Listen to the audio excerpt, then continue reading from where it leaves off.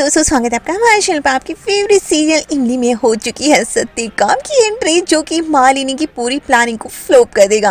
आने वाले एपिसोड में देखने को मिलता है कि सभी लोग दिवाली की तैयारियों में जुट चुके हैं और धनतेरस का त्योहार मनाने वाले होते हैं। तो दूसरी तरफ मिट्टी के पास सत्यकाम पहुंचता है, जो कि करवा चौथ का व्रत पूरा करती है।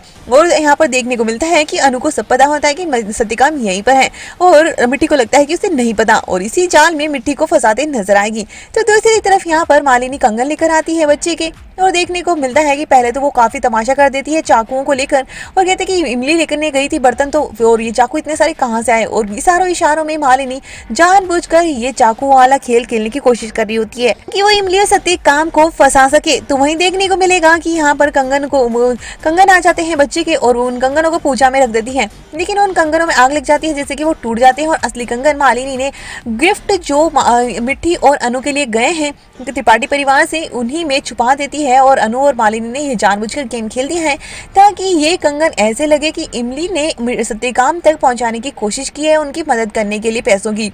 तो यहाँ पर मालिनी तमाशा शुरू कर देती है। कुछ ही देर में अनु उन दोनों की तस्वीरें, जो कि यहाँ पर गिफ्ट जाते हैं, और अनु मिट्टी को कहती है ये तुम्हारे लिए भीख आई है, और मिट्टी उनको लेकर अंदर जाती है कमरे में, जहाँ पर वो देखती है कि गिफ्ट खोलती है और सत्यकाम भी वहाँ पर होता है, और वो कंगन उनके हाथ में लगते हैं। उन दोनों के साथ में तस्वीरें अनु भेज देती है त्रिपाठी परिवार के पास, जिससे कि सबके होश उड़ जाते हैं। बात को लेकर इमली पर इल्जाम तो नहीं लगता, लेकिन मालिनी पूरी तरह से यही साबित करने की कोशिश करती है, और साथ में ये कहती है सत्यकाम आ चुका है तो मेरे बच्चे को भी कुछ भी नुकसान पहुंचा सकती है। तो यहाँ पर वो बुरी तरह से डरने का नाटक करती है, और यहाँ पर आदित्य अपने कमरे में चला जाता है परेशान होकर। वो सोचता है कि सत्यकाम के मामले में हम बिल्कुल भी ढिलाई नहीं बरतना चाहते। तो वहीं इमली बार बार मिट्टी से कांटेक्ट करने की कोशिश करती है, लेकिन अनु से कांटेक्ट नहीं करने देती है। और सत्यकाम और मिट्टी ठान लेते हैं कि वो अब आदित्य के सामने जाकर समर्पण कर देंगे और सारी सच्चाई से बता देंगे। लेकिन यहाँ पर उससे पहले ही मालिनी सत्यकाम को यहाँ पर बंद करने की कोशिश करेगी और गायब करवाने की कोशिश करेगी मिट्टी को और सत्यकाम को।